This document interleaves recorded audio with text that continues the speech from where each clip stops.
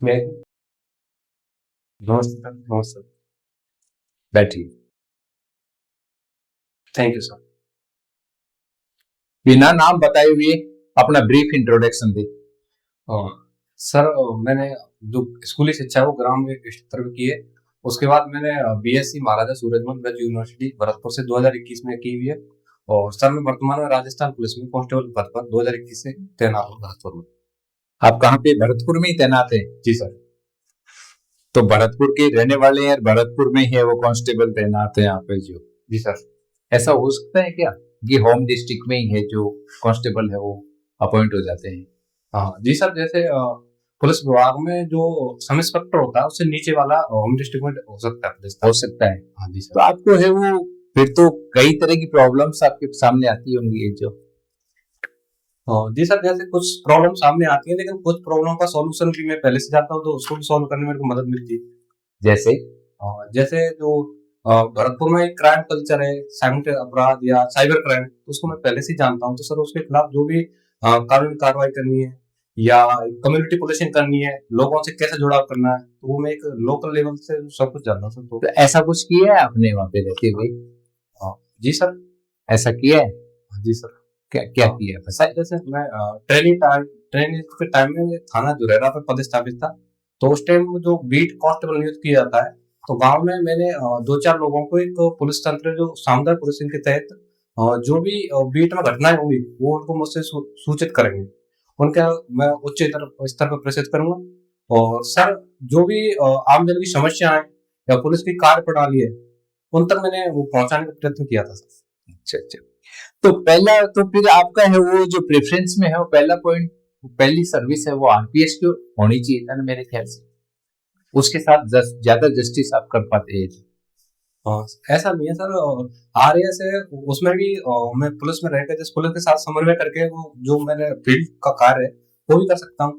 उसके अलावा sir RAS के में जो वर्क डाइवर्सिटी फाइल ज्यादा है, जो सोशल चैनल का एक प्लेटफॉर्म भी है, तो उसमें और अधिक मैं बेहतर कर सकता हूँ। नहीं, कई बार ये विपक्षी पार्टियां आरोप लगाती हैं कि राजस्थान में लॉ एंड ऑर्डर की सिचुएशन है वो बहुत ज्यादा खराब हो रही है। जी सर। किस आधार पे कहते हैं कि लॉ एंड ऑर्डर की सिचुएशन हो ज्यादा खराब? क्या आधार है इस तरीके की बात करने का है? हाँ सर, जैसे कि एक पॉलिटिकल लेवल पर मैं नहीं जाऊंगा, लेकिन उसके अलावा कहीं कहीं जो छोटी मोटी घटना हो जाती है, कोई भी अपराध या कोई संगीन अपराध होना या कोई विशेष कम्युनल हार्मनी होनी, तो उस आधार पर जो पॉलिटिकल पार्टियां या कोई विशेष लोग कहते हैं, लेकिन उसके उसको संभालते हुए राजस्थान पुलिस है। और उसके जो भी कारण हो तो पहचान कर या उसके जो उपद्रवी हैं, उनको गिरफ्तार करके एक सांप्रदायिक सद्भाव या एक कानून व्यवस्था स्थापित करने का प्रयत्न करती है। जैसे अभी रिसेंट अभी ये जो चोमू की घटना हुई है, जी सर। इस घटना का आप एमिकेबल सॉल्यूशन है वो कैसे देखते हैं? हाँ सॉरी सर, थोड़ा हिंदी में बताना प्रयत्न करेंगे। यानी कि इसका एक जो बेस्ट सॉल्यूशन है वो किस रूप में देख रहे हैं कि जिसमें है वो हार्मोनी भी बनी रहे और ये प्रॉब्लम भी सॉल्व हो जाए? हाँ सर, जो एक विशेष धार्मिक समूह को लेकर एक घटना है, तो इसमें जो धर्म विशेष के लोग हैं या उनके प्रतिनिधि है, उनके साथ संवाद को बढ़ाना चाहिए।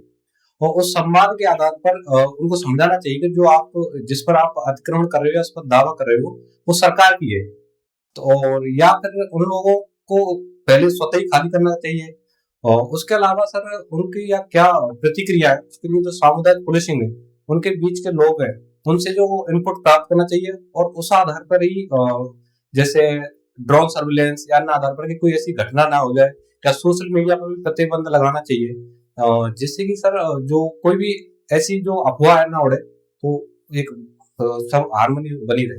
साइबर क्राइम्स है भी एक हमारे लिए चुनौती बने हुए हैं कि जी सर।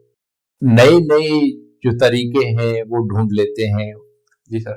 तो इस पे है वो कैसे प्रभावी नियंत्रण है वो कैसे हो सकता है? क्या इसमें क्या पुलिस का क्या रोल हो सकता है इस तरह के क्राइम्स को रोकने में? है हाँ, सर साइबर क्राइम का जो रोकने का सबसे मुद्दा है कि साइबर क्राइम से बचाव ही सर्वोत्तम उपाय है।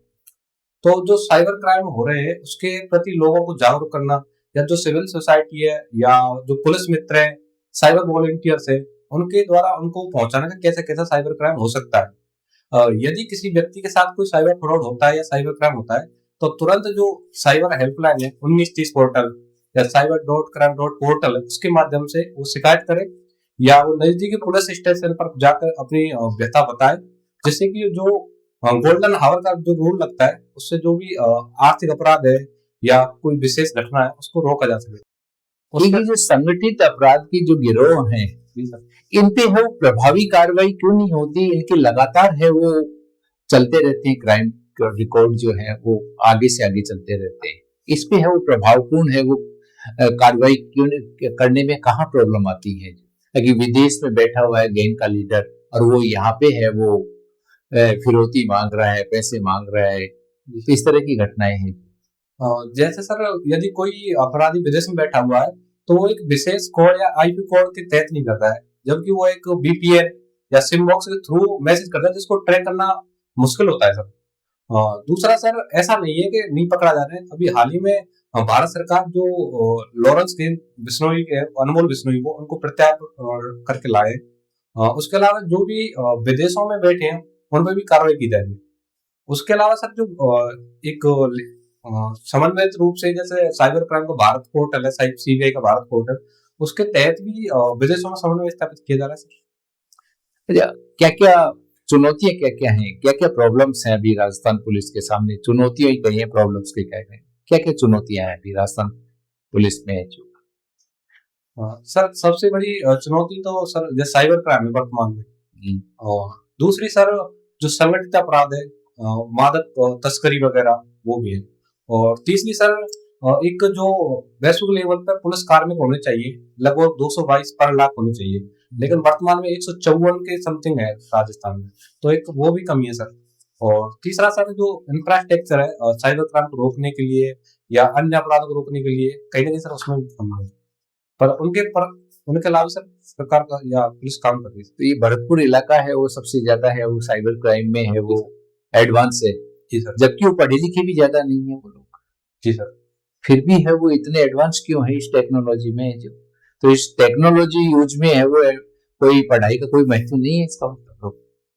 सर ऐसा नहीं है कि पढ़ाई का महत्व नहीं है, वो तो बिल्कुल अनट्रेंड है, वो तो 8वीं 9वीं पास है, वो सबको जो बेवकूफ बना रहे हैं सर। उनका जो उस क्षेत्र में अपराध करने का अनुभव बन चुका है, तो उसके आधार पर वो कार्य कर रहे हैं कि एक से देख के दूसरा कैसे करना है कैसे नहीं करना।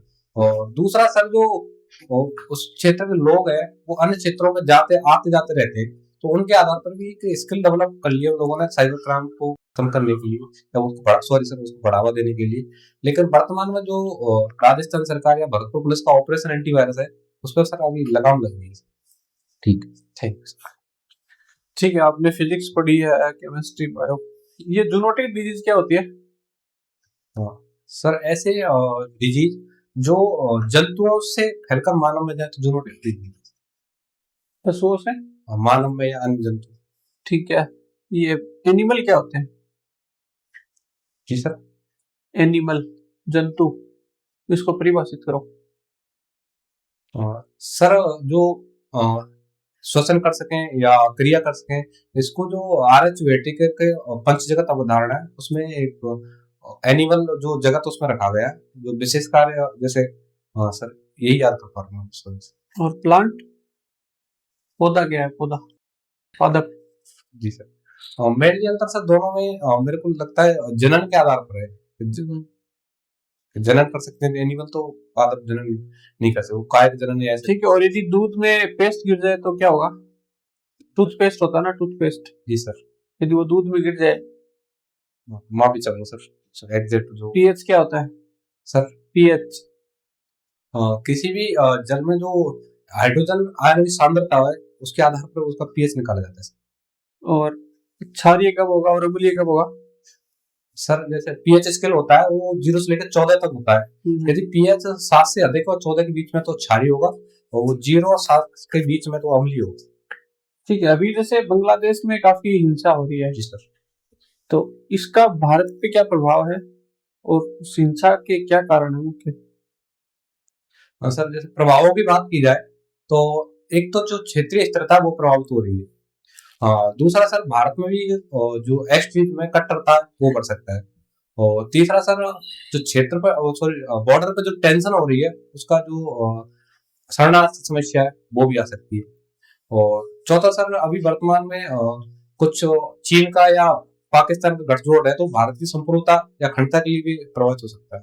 और एक तरफ चीन को भी अमेरिका काफी हेल्प कर रहा है, तो भारत के लिए ये चुनौती है कि भारत के लिए अवसर है?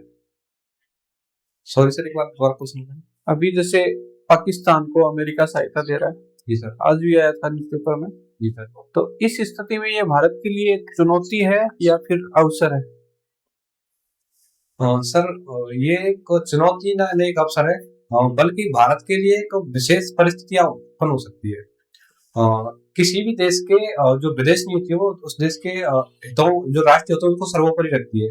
यदि जो अमेरिका के राष्ट्रीय हित है वो संतुलित करने के लिए वो रखने के लिए अगर पाकिस्तान को सहायता देता है, तो भारत के लिए चुनौती तो कहीं ना कहीं अगर अप्रत्यक्ष रूप से तो देखा नहीं लगता।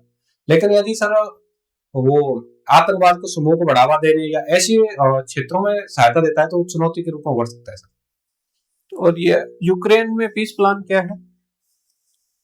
सर, जो ट्रंप ने एक 28 सूत्रीय पीस प्लान था, जो अभी वर्तमान 19 सूत्रीय पीस प्लान हो गया, जो रूस और यूक्रेन का युद्ध है उसमें एक शांति समझौता के लिए लाया है। क्या है उसमें? उसमें सर दोनों क्षेत्रों को एक जो क्षेत्रों का आदान प्रदान है, जैसे डोनास्क क्षेत्र है उसको विसैन्यीकृत करना है, या जो रूस यूक्रेन पर अटैक कर रहा है उसको रोकना है, और एक क्षेत्रीय या वैश्विक स्थिरता को बढ़ावा देना है। मान लो वहां पे शांति आ जाती है तो भारत को क्या फायदा होगा? जी सर, जैसे भारत रूस से ऑयल आयात कर रहा है, तो उसमें अमेरिका द्वारा 25% अतिरिक्त टैरिफ लगाया गया है, तो वो भी हट सकता है। और दूसरा सर, जो भारत के लिए सैन्य या अन्य उपकरण है, जिससे अभी रूस से आयात करने पे पाबंदियां बहुत बढ़ सकती है। और तीसरा सर, जो वैश्विक स्थिरता है, तो वो भारत के लिए, लेकिन जबकि संपूर्ण विश्व के लिए आवश्यक है। ठीक है, मान लो ये कस्टोडियल डेथ क्या होती है? सर, जैसे पुलिस की हिरासत में यदि किसी व्यक्ति की मौत हो जाती है, तो कस्टोडियल डेथ के क्या अंतर्गत। कारण है इसके? इसके कई कारण हो सकते हैं सर, जैसे कि यदि वो व्यक्ति अपनी व्यक्तिगत उसको आत्मसम्मान मानकर भी आत्महत्या कर सकता है, या पुलिस के द्वारा टॉर्चर या उसके आधार पे भी कर सकता है।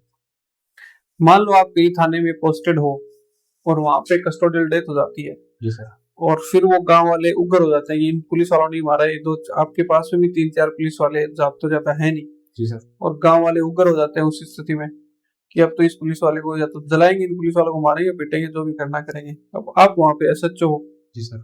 तब आपको वो सिचुएशन हैंडल करनी है, जो अक्सर आती रहती है ऐसी सिचुएशन, सर, तो उसको कैसे हैंडल करोगे? सर, जैसे यदि कस्टोडियल डेथ हो जाती है, तो सर्वप्रथम फर्ज है कि मेरे जो उच्च अधिकारी है उनको मैं सूचित करूंगा ऐसा ऐसा मामला हो चुका है, जिस आधार पर वो अन्य पुलिस जाब्ता भी भेज सकते हैं। दूसरा सर, जो गांव के समझदार लोग हैं या प्रतिष्ठित लोग हैं, उनके साथ में संवाद करूंगा, जो कस्टोडियल डेथ है वो जो किस आधार पर हुई है, किस कारण हुई है, उनको बताने का प्रयास करूंगा। और तीसरा सर, जो डेथ है, जैसे अब वर्तमान में प्रत्येक पुलिस थाने में सीसीटीवी कैमरे लगे हुए हैं, तो उस आधार पे भी वो तो फंक्शनिंग ही नहीं होते, एक कोना ऐसा होता है जहाँ पे सीसीटीवी कैमरे से देख नहीं पाते हैं। जी नहीं सर, मैंने पर्सनली देखा हुआ है सर। जैसे मैं जिस थाने में देखा, उस थाने में जो जेल का एरिया है उस पर 2 सीसीटीवी कैमरे प्रत्येक 24 घंटे निगरानी करते हैं। ये एक्टिव रहते हैं क्या? जी सर, एक्टिव।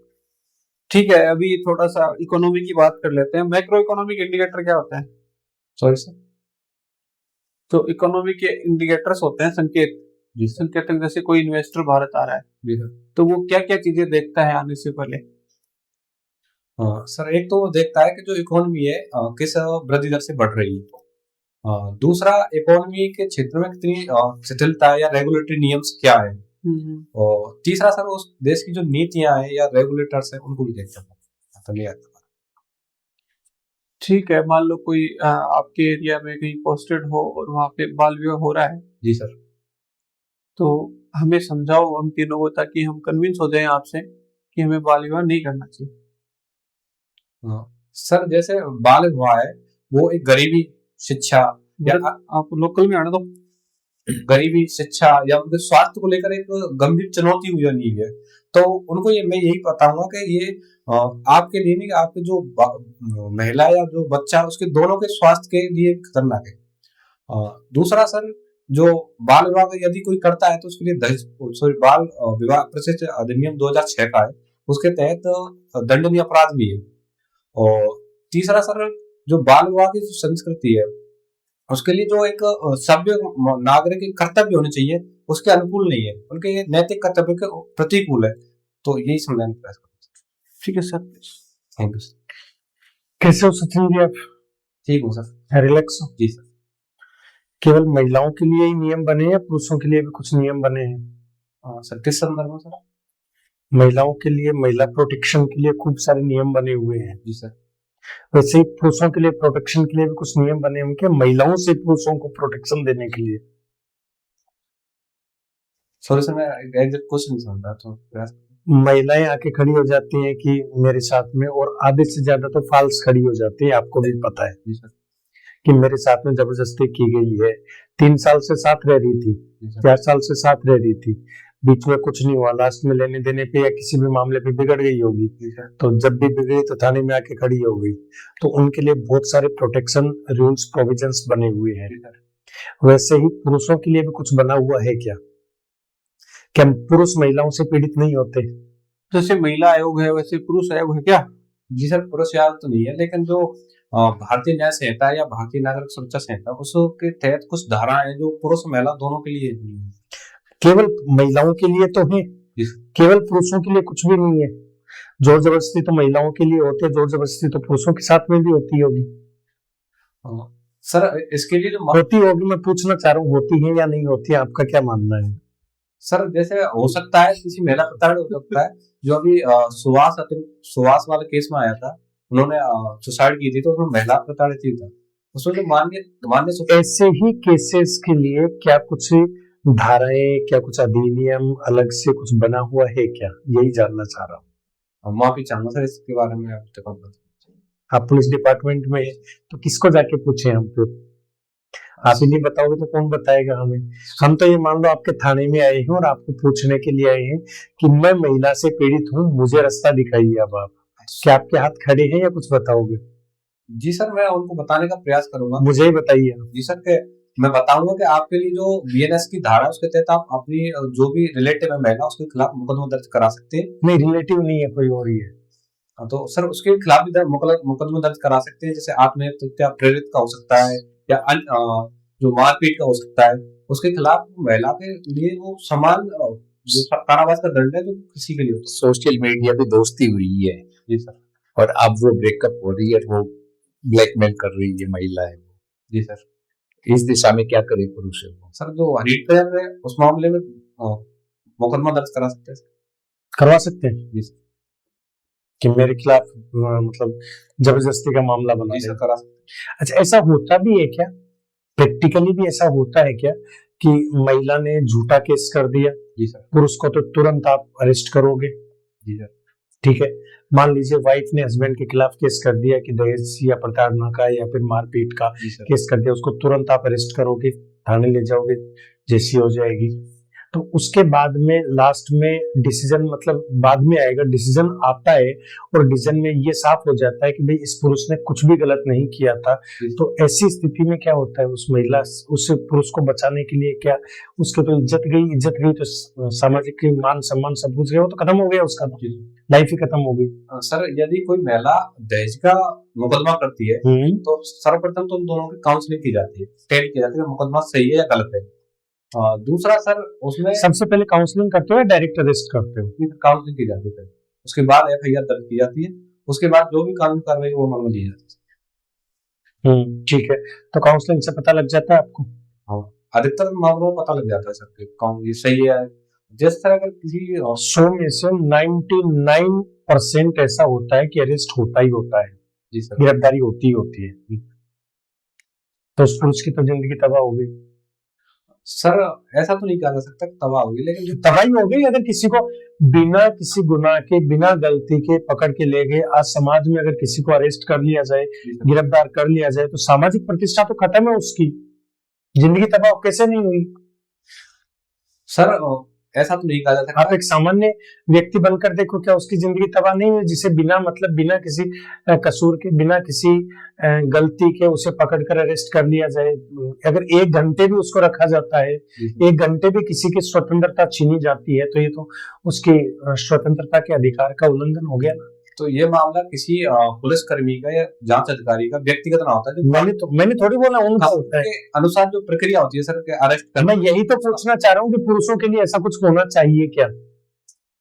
सर जैसे कि महिलाओं को पुरुषों के आधार के रूप में सशक्तिकरण के रूप में देखा जा रहा है, तो उस आधार के रूप में तो पुरुष के लिए ऐसा नहीं है, लेकिन कुछ विशेष स्थितियों में जो कानून का दुरुपयोग हो रहा है, उन ऐसे प्रावधानों को ढीला किया जाना चाहिए सर, मेरे अनुसार। ढीला किया जाना चाहिए। आपकी स्ट्रेंथ बताइए, क्या स्ट्रेंथ है जिसके आधार पर आपको यहाँ नियुक्ति दी जाए, आपका सिलेक्शन हो जाए? सर एक तो टाइम मैनेजमेंट, दूसरा public centric approach. Time management कैसे करते हैं आप? सर जैसे मैं वर्तमान में राजस्थान पुलिस में हूँ, तो 24 घंटे की जॉब रहती है, लेकिन जब भी मेरे को जो समय निकलता है तो मैं पढ़ाई के लिए निकालता हूँ, तो सर मैं टाइम मैनेजमेंट कर सकता हूँ। ठीक है। दूसरा सर जनता के साथ संवाद या उनके साथ बातचीत, और तीसरा सर एक सहभागिता, जो एक टीम के रूप में कोऑर्डिनेशन के रूप में मानता हूँ। आपकी कमजोरी, वीकनेस? सर एक तो जो यदि किसी भी कार्य को लेता हूँ तो मैं थोड़ा उसके प्रति सजग हो जाता हूँ, या चिंतित भी रखते हैं कि वो पूरा, सजग और चिंतित में तो फर्क है। और सजग के वो पूरा करना है मेरे को टाइम से। तो ये तो अच्छी बात है, तो वीकनेस नहीं है कि समय पे मुझे काम पूरा करना है, ये तो अच्छी बात है। उसके वजह से कभी कभार मेरे को फिजिकली दिक्कत आती है, तो वो कभी कभार मेरे को कमजोरी सी लगती है। दूसरा सर किसी भी कार्य को करते या किसी भी टीम के साथ समन्वय करने में कभी कभार जैसे कोई विशेष लोगों के साथ बातचीत करने में, बात समझने में थोड़ी दिक्कत होती है। ये ठीक है। SIR क्या है? सर जो भारत निर्वाचन आयोग है, उसने मतदाता सूची के शुद्धिकरण के लिए स्पेशल इंटेंसिव रिवीजन चालू किया सर, ऐसा ही। शुद्धिकरण के लिए या अद्यतन के लिए? मतलब अपडेट करने के लिए? अद्यतन और शुद्धिकरण दोनों ही है सर। क्या फर्क है दोनों? अद्यतन तो यह सर कि यदि कोई मतदाता उस कहीं स्थानांतरण करा लिया या प्रवास कर गया या कोई मृत्यु हो गई है, तो उसका नाम हटाना और नई सूची तैयार करना। शुद्धिकरण ये है कि किसी फर्जी कागज के आधार पर उसमें जोड़ना, तो उसको हटाना सर। दोनों चीजें हैं इसमें। जी सर। गोल्ड और सिल्वर की कीमतें काफी दिनों से देख रहे हैं, जी सर। मतलब आसमान को छू रही है। जी सर। क्या करना सर सिल्वर को जो अमेरिका का जियोलॉजिकल सर्वे डिपार्टमेंट है, उसको द्वारा क्रिटिकल मिनरल्स की श्रेणी में रखा है, जिसका उपयोग ईवी या अन्य उद्योगों की जाए, तो एक तो वजह हुआ है। दूसरा सर जो मेनली चांदी का उपयोग है या उसका प्रोडक्शन है, वो चीन के द्वारा किया जाता है, उसके द्वारा सीमित कर दिया गया था। और वर्तमान में वैश्विक अर्थव्यवस्था में एक अस्थिरता बनी हुई है, तो जो भी लोग सुरक्षित निवेश के लिए बढ़ रहे हैं, तो गोल्ड और सिल्वर दोनों ही सुरक्षित निवेश मान रहे हैं। और चौथा सर जो केंद्रीय बैंक है, वो भी इनको खरीद रहे हैं। केंद्रीय बैंक खरीद? केंद्रीय बैंक का जो ये फॉरेक्स रिजर्व होता है, इसमें क्या क्या होता है?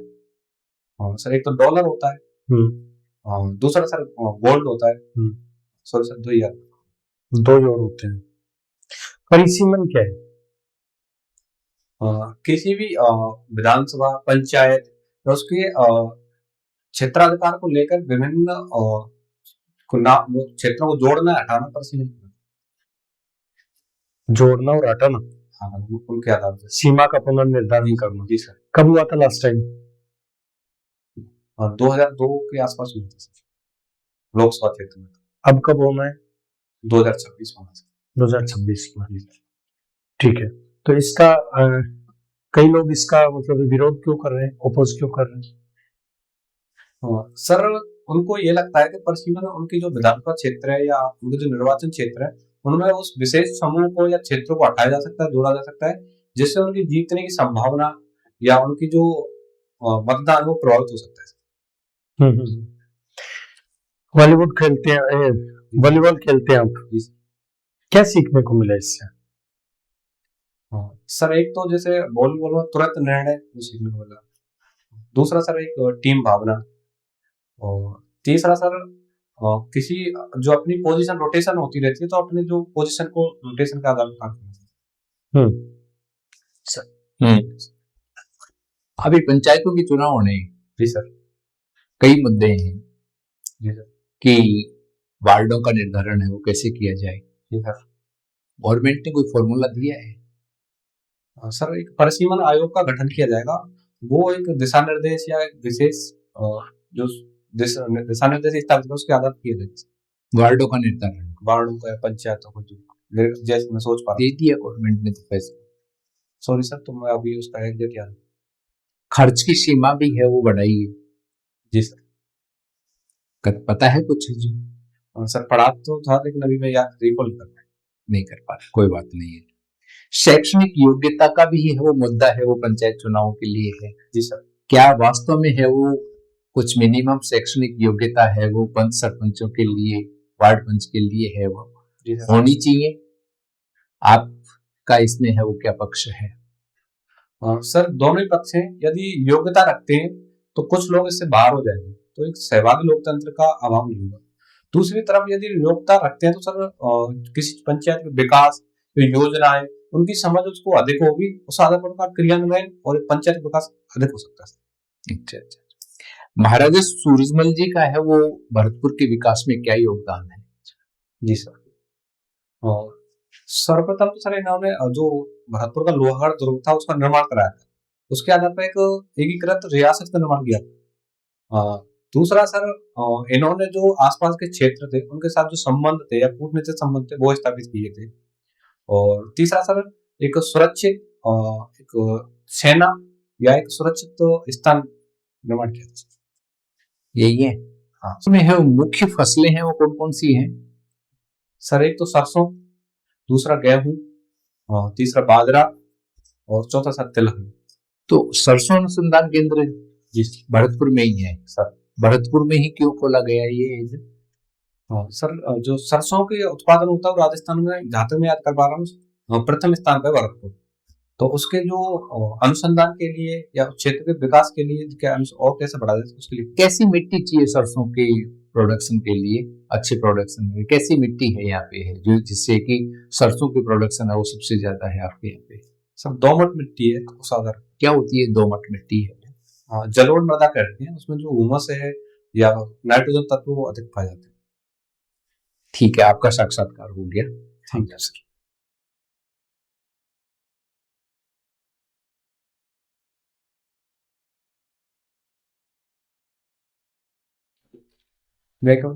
Yes come.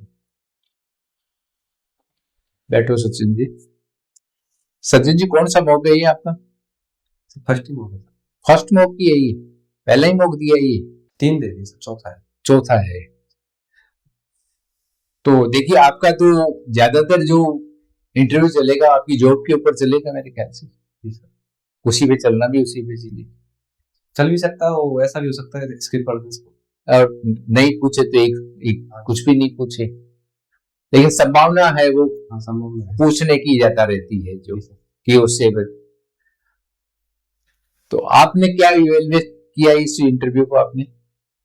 सर एक तो सर ने जो मेरे से पुरुषों को लेकर सवाल किया थोड़ा सोचने में सोच नहीं पाया। तो वो तो देखिए ऐसा क्वेश्चन है कहीं किताब में तो मिलेगा नहीं आपको ऐसा कोई। वो तो आपकी कानून भी नहीं पढ़ा, आपकी जॉब से रिलेटेड ही है जो।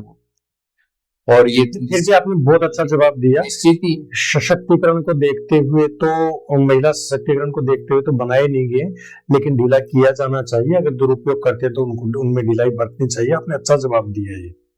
तो ये सोशल मीडिया वाली जो प्रॉब्लम्स हैं, सोशल मीडिया से ही वो सबसे ज्यादा अपराध जो है ये महिलाओं पुरुषों की जो अपराध हैं वो सोशल मीडिया पे जो दोस्ती हो रही है और जो लूट खसोट की जो प्लान बनाए जा रहे हैं सारी वो चैलेंज ही है। पुलिस के सामने भी बड़े चैलेंज है। हाँ, हनी ट्रैप तो चल रहा है, हनी ट्रैप, साइबर क्राइम, ये तो सब एनी टाइम हुआ है। फिर जो बेस्ट प्रैक्टिसेज है ना राजस्थान पुलिस की, उनको देख लेना कि रिसेंटली जो ऑपरेशंस हुए हैं वो, फिर ये ड्रग को जैसे अभी इसके ऊपर भी काफी काउंटर कर रहे हैं सर, तो वो है। फिर शौचालय का भी एक वो आया था, झालावाड़ एसपी है जो उन्होंने स्टार्ट किया था महिलाओं के लिए शौचालय।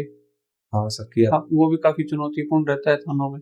जी सर। पुरुष तो कहीं भी कर लेते हैं, तो महिलाओं के लिए थोड़ा सा वो थोड़ा हो सकता है कि जेंडर वाला भी रखें कि महिलाओं की पार्टिसिपेशन कम है या ज्यादा है उस हिसाब से। ये तो पुलिसिंग से रिलेटेड है।